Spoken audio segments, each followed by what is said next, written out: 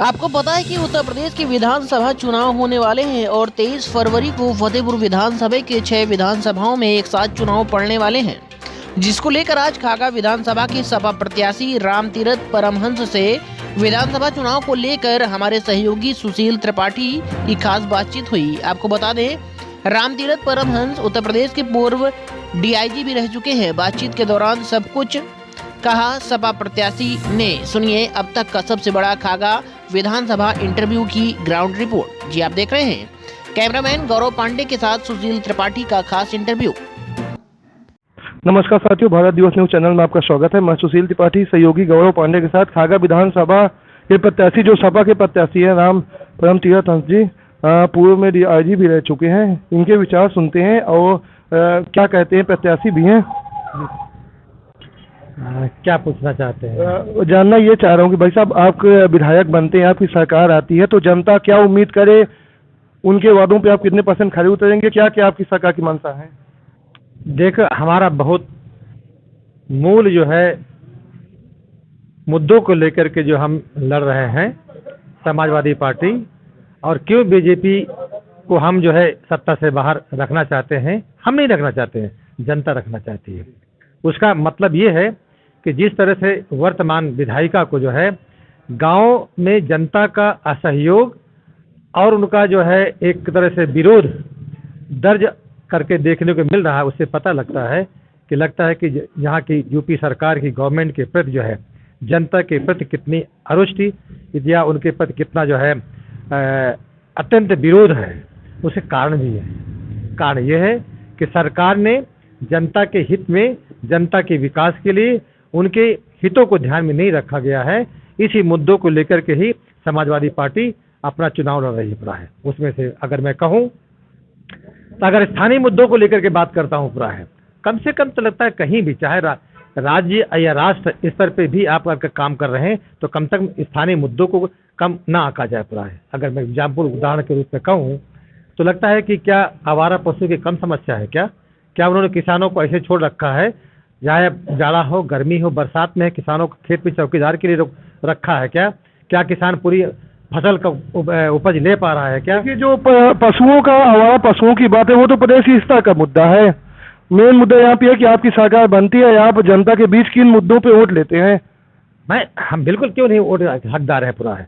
हम कहते हैं कि अगर मैं इस खागा विधानसभा में, खागा क्षेत्र में, इस तहसील में अगर मेरा कान दर्द हो गया है तो आप कान ढूंढ लिया। मैं दावे के साथ कहता हूं तो एक भी डॉक्टर कान का यहाँ पे डॉक्टर नहीं, क्यों नहीं भाई? अगर आप इसी विकास की, चाहे चिकित्सा हो, चाहे अपना शिक्षा हो, चाहे दूसरे विकास के मुद्दे हो, उन लोगों के लिए यहाँ पे लगता है कि जो भी स्थानीय यहाँ के विधायक रहा है ठीक से काम नहीं किया है, इसलिए जनता उससे बहुत रुष्ट है। ये जितनी भी यहाँ पे महंगाई है, महंगाई को लेकर के हम सब परेशान हैं। महंगाई क्यों है? आप कभी सोचे थे कि 200 रुपये कड़ू तेल मिलेगा? कभी सोचा था कि 100 लीटर जो है डीजल पेट्रोल की कीमत बढ़ेगी? कभी सोचा था?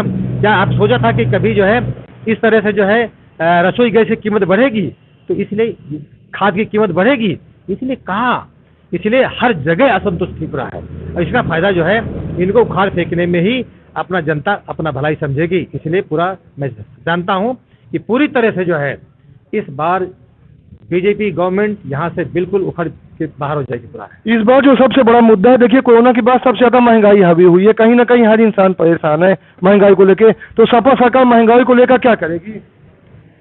देखिए, सबसे बड़ी बात यह है कि जितनी भी बेसिक चीजें हैं पूरा है, उन पे जो है उनकी सप्लाई, उनके एग्जाम्पल के तौर पर अगर हमारी पैदावार, अगर फसल अच्छी पैदा हो रही है तो किसानों को तो मिलेगा ना पूरा है। कम से कम उसकी पेइंग कैपेसिटी, उसकी अदा करने की क्षमता तो बढ़ेगी कि ना कम से कम है।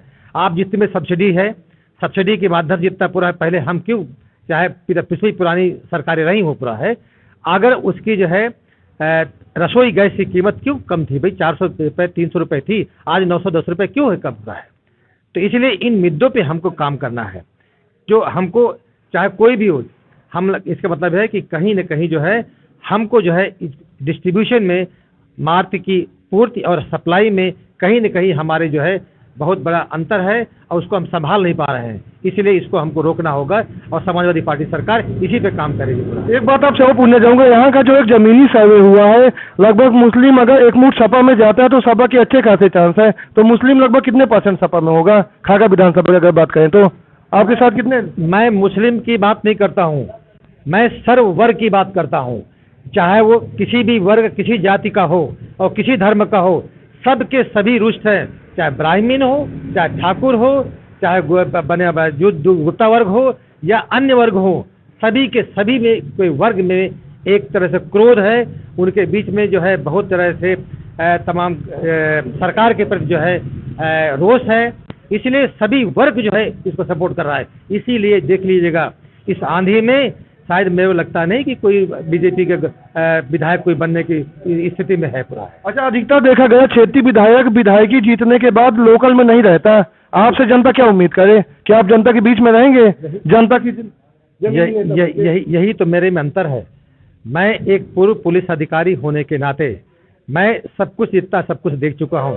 मैं जमीन में रहकर गांव में रहने वाला व्यक्ति हूँ और इसीलिए सब अपना सुख वैभव छोड़ करके जनता के बीच में जनसेवक के रूप में आया हूँ। और मैं समझता हूँ कि जितने मैंने अपने जीवन में अपना अनुभव प्राप्त किया है, जो मैंने पाया है, वो अब मैं समाज को उस क्षेत्र को देना चाहता हूँ। और मैं इससे अपना सौभाग्य नहीं समझूंगा कि लगता कि मैं अपने हर चीज़ को जो है जो मैंने अपने जीवन में पाया है वो जनता के प्रति समर्पित कर दूँ। मेरे कुछ नहीं लेना है, मेरे सिर्फ मान और सम्मान जनता की सेवा के लिए मैं आया हूँ। खागा विधानसभा का अगर आप चुनाव जीतते हैं तो चुनाव जीतने के बाद खागा विधानसभा के लिए क्या आप नया करेंगे जिससे जनता को बेहतर कुछ मिल सके?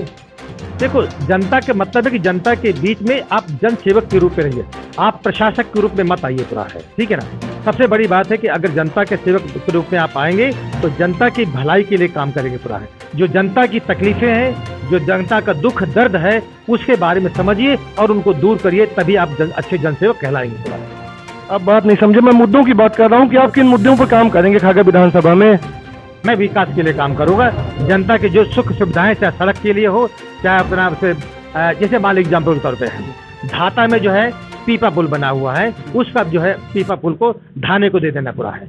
या धाता में जो है जो पुल का निर्माण अधूरा पड़ा हुआ उसको पूरा करवाना। जैसे दरियापुर में जो है बरसात के समय 2 महीने का कम से 3 महीने जब बरसात होती है वहाँ पे आवाजाही कोर्ट से बंद हो जाती है पूरा है, तो कम से कम उसका पुल निर्माण करवाना जिससे कम से कम जनता जो है वहाँ के गाँव की कटाफ ना हो। इसलिए इन चीज़ों को मुद्दों के काम करना। सड़क के बारे में अगर बात करो तो लगता है कि यहाँ से लेकर के विजयपुर से लेकर के गाजीपुर का रास्ता जो है आप चल नहीं सकते हैं। कम से कम जो मेरी विधानसभा क्षेत्र में आता है, कम से कुछ सड़क का कम से कम पूरा करवा देना ताकि जनता को राहत मिले। आप दूसरे गढ़ा के तरफ चले आइए पूरा है, गढ़ा में पूरा आप जो है बरसात होती है, आप गाड़ी लेकर नहीं आ सकते हैं, मोटरसाइकिल लेकर नहीं आ सकते पूरा है। आप सिमरिया जाइए, सिमरिया में जाए आप जा नहीं सकते हैं पूरा बरसात के रास्ते में। ऐसे मुद्दों को लेकर काम करें, जनता के विकास के, जनता उनके हितों की बात करें जिससे उनको सुविधा मिल सके पूरा। तो यहाँ पे गौशालाएं तो कई हैं पर खागा विधानसभा के लोग अधिकतर आवारा पशुओं से परेशान हैं, आप उसको लेके क्या करेंगे? अगर आप विधायक बनते हैं तो आवारा पशुओं को लेके क्या करेंगे? यही तो हमारा मुद्दा है। जो जनता की समस्या है, आप समझते होंगे कि आवारा पशुओं को लेकर के मैंने देखा है, चाहे पहाड़पुर हो चाहे अपना दूसरे क्षेत्र हो, उसके आसपास बेल्ट हो, मैंने खुद देखा 400 बीघे बंजर खेत पड़ी हुई है। आप किसान अगर उसको बीज नहीं बो पाया है, किस कारण से नहीं बो पाया? क्योंकि आवारा पशुओं के खेती चलने का डर है। और क्यों नहीं बोया? क्योंकि अगर बोएगा तो उसी खेत जोतने की जो है उसी कीमत देनी पड़ेगी, बीज लगेगा, खाद लगेगी, उसी चौकीदारी करेगा। चौकीदारी 400 बीघे के कर नहीं सकता है वो। इसका मतलब ये हुआ कि अगर मैंने किसानों से पूछा 100 बीघे का काश्तकार सिर्फ 4 बीघे खेत जोता है, बोया है और उसमें तारबंदी करके वहीं पे लेटा हुआ है, बाकी क्यों नहीं बोया? इसका मतलब ये हुआ कि साहब अगर इसमें जाएंगे तो हमारे जितने हैं ऋण से बोझ डले हम मर जाएंगे, हम सुसाइड कर लेंगे। इससे बचने के लिए सिर्फ 4 बीघे बच्चों को, उन्होंने कहा मेरे से कि सब बच्चों के पेट पालने के लिए हम 4 बीघे ये खेत बो के रखा हुआ है। आप सही समझते होंगे आवारा पशुओं की क्या समस्या है, उनका दर्द क्या है, उनका क्रूर अत्याचार उनके साथ में जितनी आप इस गवर्नमेंट के समय में हुआ है, मैंने अपने जीवन से, अपने बचपन से लेकर आज तक मैंने कभी नहीं देखा। किसी का कटा हुआ है, किसी का तार से कटा हुआ है, उनके कोई देखभाल करने वाला, कोई चिकित्सा करने वाला कोई भी नहीं है। उन पशुओं का अगर किसी का होता तो शायद लगता दर्द होता तो उनके कहीं डॉक्टर के पास दवा लेने के लिए उस पशु की चिकित्सा कराता, लेकिन वो पशु तड़प तड़प कर मर रहा है। आप जितने भी इनके बनाए हुए हैं गायों के लिए, जो इतने बनाए हुए हैं, गौशाला बनाया हुआ है, तो गौशाला में देखिए उनके खाने के लिए जिस तरह से हड्डी हड्डी रह गई हैं, इसका जो है पशुओं की तरफ से जितना पूरा है तो दर्द जो है झलक रहा है, इसका कहाँ जाएगा? इस योगी सरकार को इसकी खामियाजे भुगतने पड़ेंगे पूरा है। बिल्कुल, बहुत बहुत धन्यवाद। ये थे हमारे साथ सपा प्रत्याशी। यहाँ पे पूर्व नगर अध्यक्ष भी मौजूद हैं, शिव सिंह जी, उनसे भी जानना चाहेंगे। जी सर, चुनाव को लेकर क्या तैयारियां हैं? चुनाव को लेकर तैयारी है। विधानसभा परिषद के जी। आपके विधायक जी क्या तैयारी कर रखे हैं चुनाव को लेके? चुनाव को लेके पहले तैयारी तो ये है कि जो पीपापुल किशनपुर का है, हमारी गवर्नमेंट में उसका निर्माण शुरू हुआ और 80% काम पूरा हो गया, और ये 5 साल गुजर गए। 5 साल में 20% भी काम जो है बीजेपी की सरकार में और कृष्णा जी ने नहीं करवा पाई। तो आपकी विधायक जी बनते हैं तो आगे क्या पैरवी करेंगे? ये पीपा पुल बहुत जल्द तैयार होगा। हमारे विधायक जी बनते हैं, हमारी सरकार बनती है, ये पीपा पुल बहुत जल्दी तैयार होगा। बहुत बहुत धन्यवाद। गौरव पांडे के साथ सुशील त्रिपाठी की रिपोर्ट। जी।